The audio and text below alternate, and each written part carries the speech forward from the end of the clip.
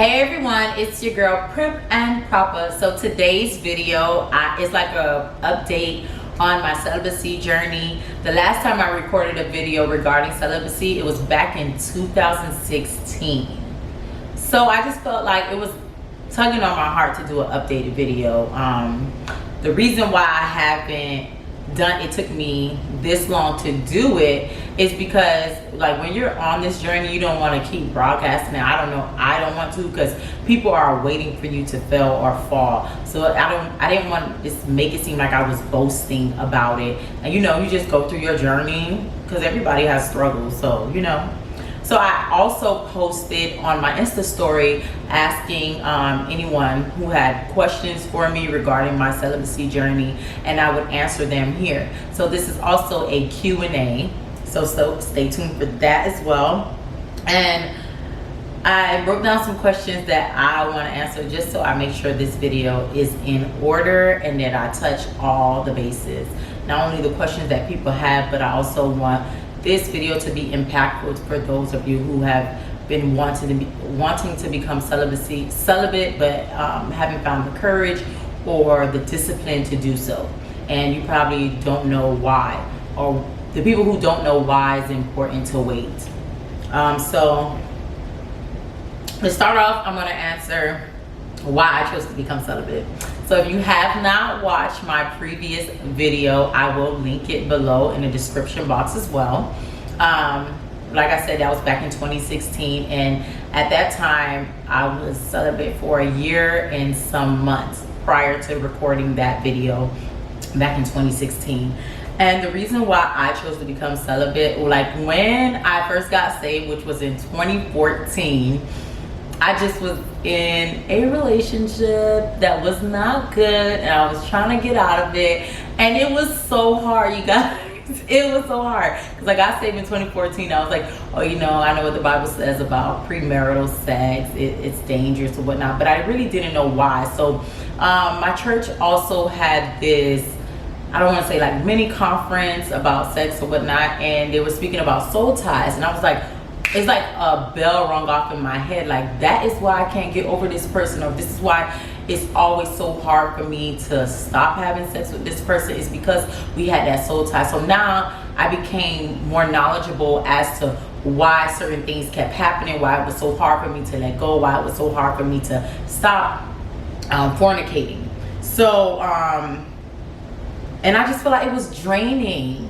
Like, even if it wasn't with my ex, even if I was to move on into a next relationship and we decided to have sex and we weren't married, I feel like it will be draining, because I always feel like after every relationship, no matter how hard you try to make the relationship work and it ends up not working, and you have that back and forth for a while because you have that soul tie, and it's like dysfunctional, and it's just like not healthy. Sometimes it works for people, but then again it doesn't. I feel like your vision is clouded when you have sex before marriage in a relationship.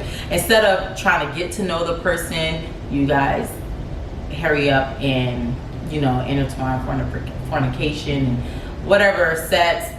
I just feel like it clouds your vision. So the things that you would have been well aware of, I feel like sex clouds all that. You know how people say, oh, the D must be good, that's why she's saying.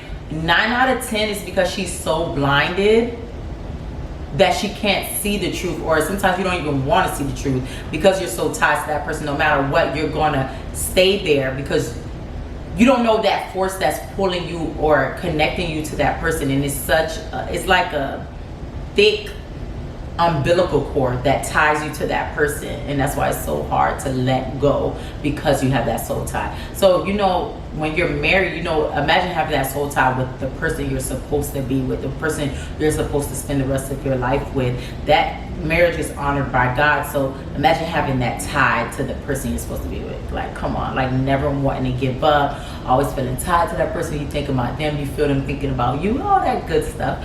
So yeah, that's why I chose to become celibate, because I also wanted to honor God. I'm not going to tell you guys, I got saved in 2014. I didn't become celibate, like for real, until 2015, because it took me a whole year to get it right.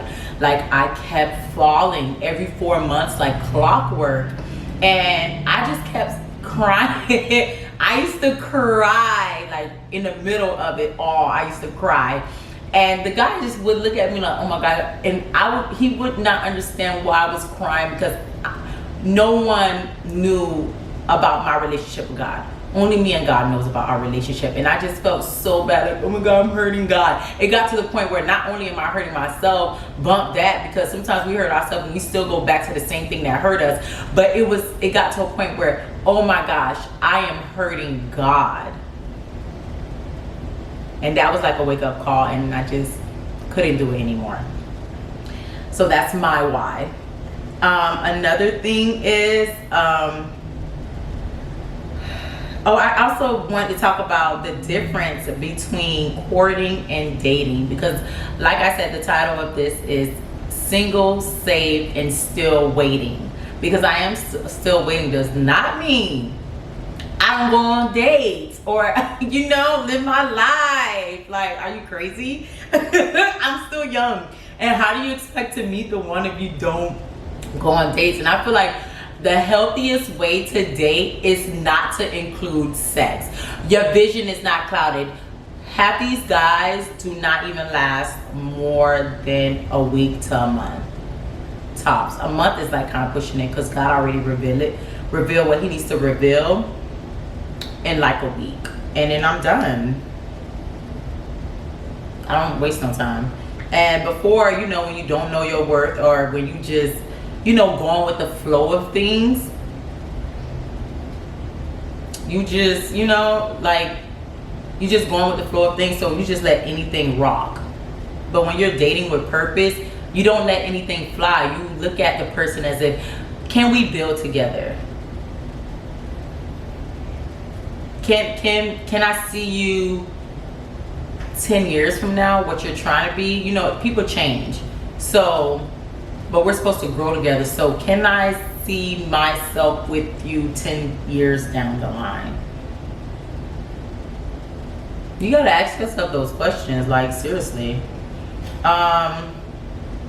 So I also want to break down courting versus dating, because I feel like in this day and age, people don't know the difference. And people always say, I don't know if this is a black thing, like in our black community, where we say, oh, we talking. So I don't know, but talking to us is, I guess, is a little part of dating. Like, we talk, we used to talk, but talking can just be on the phone. Dating, we're actually going on dates, we're actually trying to fill each other out, but you can date more than one person. Which me, I don't really do that, because it's just like, listen, I can't spread myself thin. I don't even remember half the things, and it's just like, I don't have the energy to entertain all those people. one at a time. So, and courting is more serious. When you're courting, you know you're on your way to marriage. Even if sometimes it doesn't work out that way, but you know that you're exclusively dating this person. You guys are going towards that path of, I want you to be my wife, I want you to be my husband. So you meet each other's families, you do all that thing. But people may think that's dating. No, that's not dating. Dating, we still doing our thing, you know what I'm saying? But courting is, we're a lot more serious. We about to get married type stuff. And even if we don't get married, but know that that was the stage you guys were in. That's how serious it was. And I wrote down some definitions. Courting is being involved romantically, typically with the intention of marrying. Courtship is undertaken only when both parties are prepared to make a commitment to marriage. So courting is what, that's like goes. I haven't met anyone that even got to that step yet. So, you know. And dating, I wrote down the definition as not as serious, actively going out, maybe with more than one person. The goal is not necessarily marriage, but to get to know the person and find out if you both click well enough to move on to the courting stage. So y'all gotta let these people know where they stand. And you gotta decipher, like, you know what I'm saying? I know I do. I never reached to that courting stage. The most I ever did was dating, y'all. We talk, we date, talk, date. That's about it. I'm not going to say any names who asked me the question. These are all anonymous. So let me repeat. So the first question is, how long since you've been on this celibacy? You could tell a guy wrote this, but anyways, it has been 4 years. Yeah, I don't know, sometimes I think it's 5, but it's only 4. Oh my gosh, that's so crazy. But yep, like I said, my first video was recorded in 2016, and that's when I was like a year. So I've been celibate since 2015, and we're in 2019. The next question is,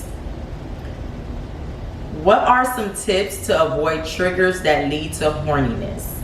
So, you know, we're all human. That's normal to have those urges. But you have to learn self-control. And until you get to that place where you have self-control, I would avoid going on dates. You have to know yourself. Don't try to trick yourself, because I remember when this is why I used to always fall too, and even when I stopped falling, this is what used to have me almost about to give it up, y'all. I would be like, oh, I know myself, I know I'm strong, I'm just gonna go, like, it don't matter, we could be alone. We could hug tight. We could kiss. Listen, stop thinking you know yourself. You know your weaknesses. So let's play off of that. Knowing that, okay, if he kissed my neck, I know that thing gonna drip drip. Don't have him kissing your neck. You better avoid that at all costs on GG. And like, so learning what your triggers are is so important, so you won't get tripped up off the streets. You feel me? So you won't fall.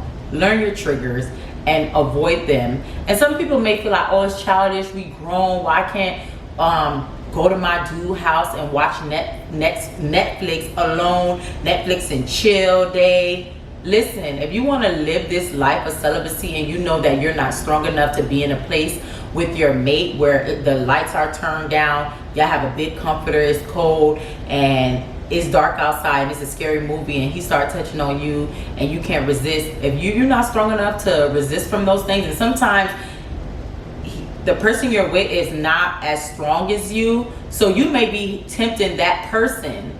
So you just have to be mindful about those things. Especially if you're with somebody, they have to respect the way you live, and I'm pretty sure you don't want them, because guys are always ready, especially if they are coming into the relationship and they weren't celibate prior and they're just doing it for you. I hate that people even do it for people, but do it for your own thing. But anyways, that's besides the point. You don't want to tempt them as well, because they stay ready. So they're just looking for that one little instance for you to slip up, and they're going to take it. They're going to take full advantage of it. Listen, we're all human. We all have wants and needs, but knowing what your triggers are and avoiding them at all costs and learning self-control. It's okay to abstain from things.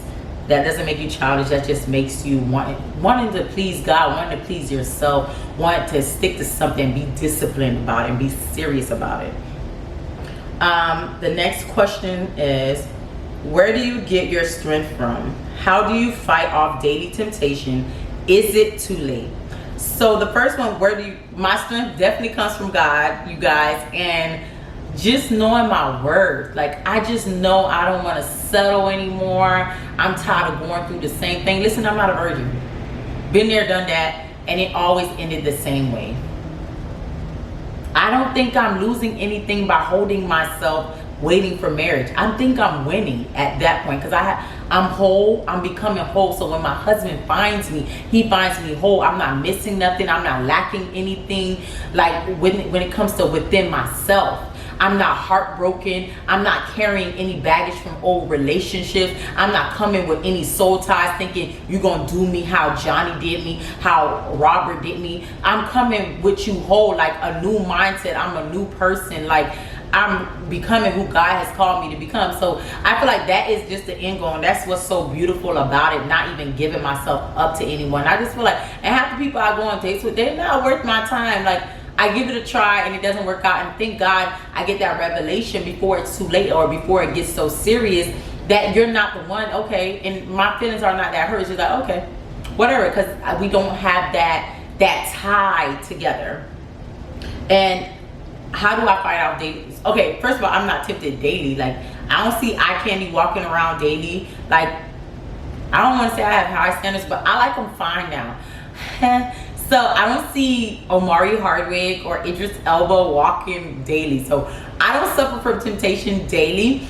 And but how do I fight it? It's just, like I said, knowing what your triggers are, knowing what will set you off, and just I don't want to say avoiding it, but that's just like if I was a crackhead. That's, every time I say crackhead, it's so hilarious to me, but that's not funny. But it's like me being a crackhead and I'm gonna go to the crack house. I'm gonna walk to the crack, or if I had, or I'm gonna go to a party where people are doing drugs. Like, why would I set myself up like that? Like, don't put yourself in situations knowingly that what the atmosphere or the environment is going to be. You can avoid it at all costs. And is it too late? I'm not sure what that part of the question means, but I'm just going to assume that, do you think it's too late for you to become celibate? It is never too late to choose yourself. I'm going to tell you that. If you feel like you want to drop it today, do it. And if that person that you're with, or that person that you're dating, talking to, whatever, or that's trying to pursue you does not understand, that just shows you right there that person is not the one.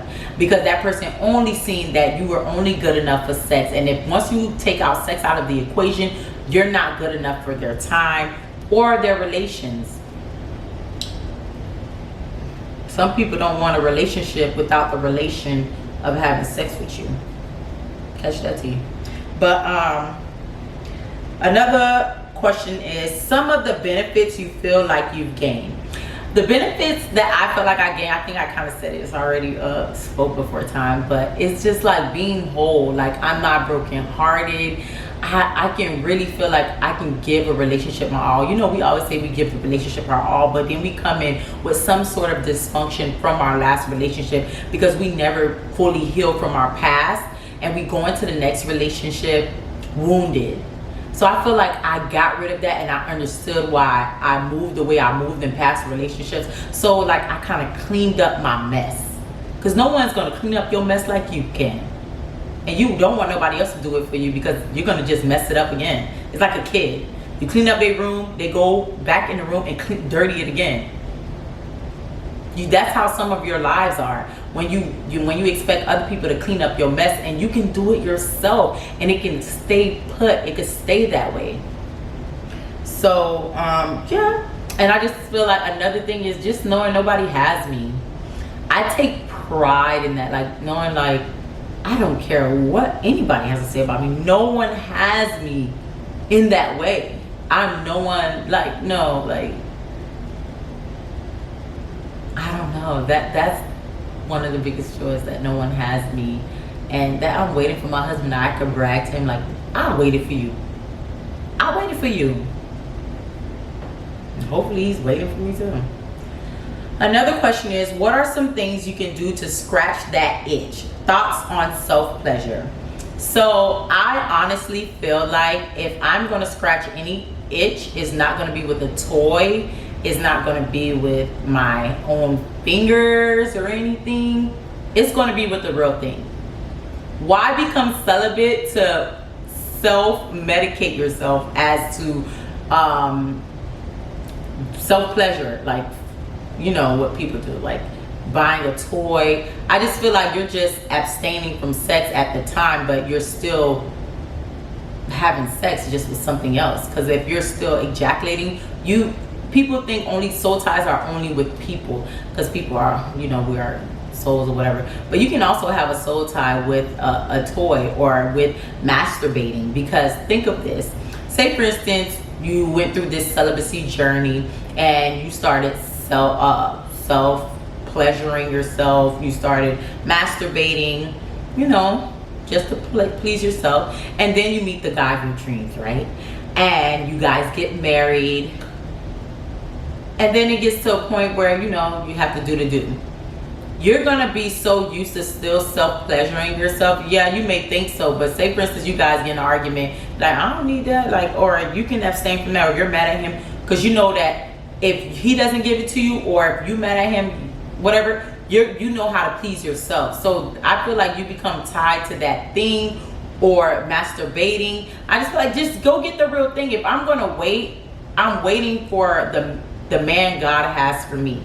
Why do I have to please the itch? That's the thing right there. That's the thing God wants to deal with. That urge. Why do you feel like you have to that you have to scratch that itch? What is that itch? Because sometimes we are so, get to the root of things. Like, why can't you abstain from any self-pleasure or any sex? Because I feel like that's still having sex, because you're still, you know, coming. So I just feel like, because I feel like God still looks, because the reason why I'm celibate is because to honor God, honor myself, honor my husband. So I know God doesn't want us to masturbate or anything like that. So that's still sinning.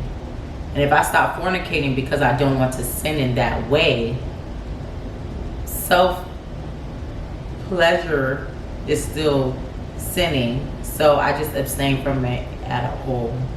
Like, I don't know. And how you would scratch that itch, go read the Bible. Okay, that's not like legit. Like I said, but go back to the previous question, just knowing.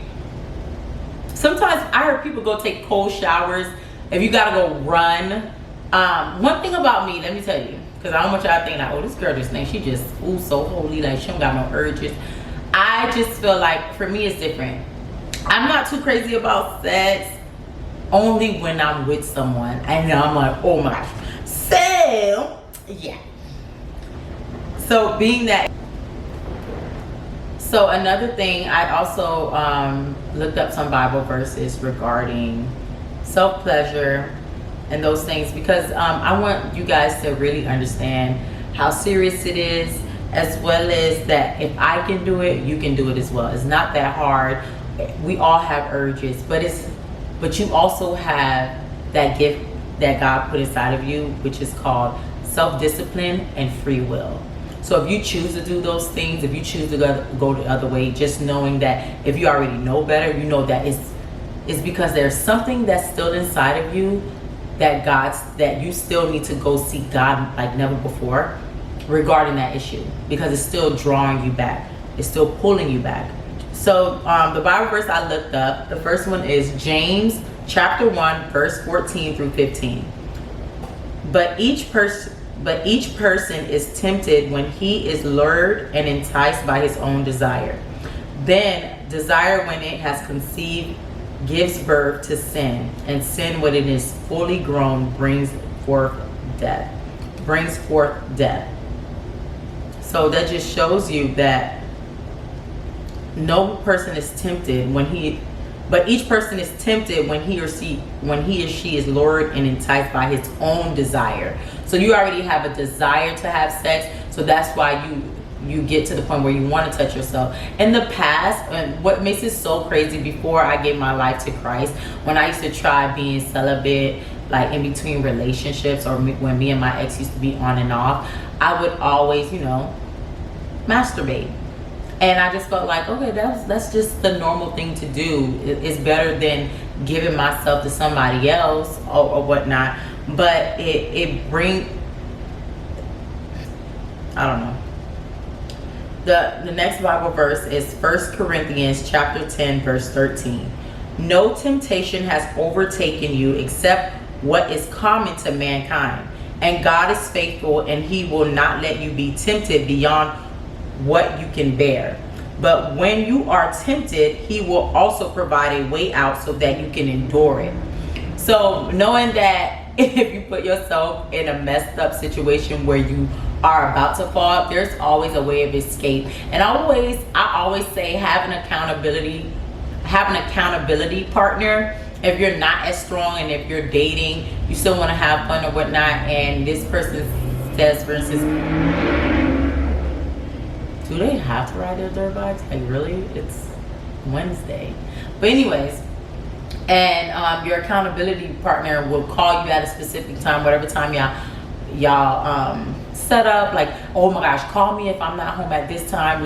Tell me to come home, or text me, make sure everything's okay. Just remind me. It's okay. It's good to have an accountability partner, someone that you can trust and hold you accountable, check you when you need to be checked. Not a yes man. You don't need any of those people. If abstaining from sex is not your strong point, and that's something you struggle with, but you seriously want to take this journey on, I suggest you get someone who is not only trustworthy, but also is willing to do it. Someone that genuinely cares about you, and someone who has mastered it. Not mastered it, because we're all going through this journey all together, but someone who is a lot stronger than you, because iron sharpens iron. So you're gonna need that kind of person around you.